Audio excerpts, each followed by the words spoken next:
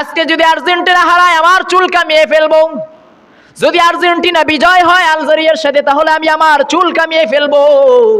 যখন শোনা গেল আর্জেন্টিনা বিজয় হলো, তখন ওই আল্লাহর বান্দা ফেসবুকে লাইভ আইসা একজনকে পাশে রাইখা বেলেট দিয়ে বলতেছে আমার চুল কাটো। বলেন নাউজুবিল্লাহ।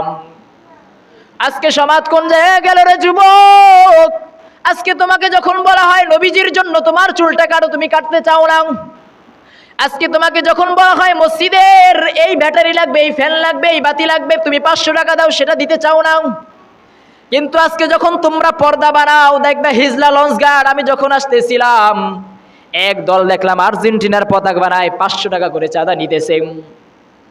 500 টাকা করে চাঁদা নিতেছে। শুধু হিজলা না, সারা বাংলাদেশে খবর নিয়ে দেখো, মসজিদের জন্য টাকা চাইলে টাকা বের হয় না, বলে হুজুর টাকা নাই।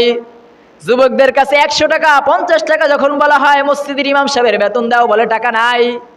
কিন্তু যখন পর্দার কথা বলা হয় আর্জেন্টিনা, ব্রাজিল নোংরা একটা দেশের একটা ইহুদি নাস্তিক মুরতাদদের যখন পর্দার কথা বলা হয়, তোমার থেকে 500 টাকা চাইলে তুমি তখন 2000 টাকা দিতে বাধ্য হও। কথা বলেন ঠিক কিনা?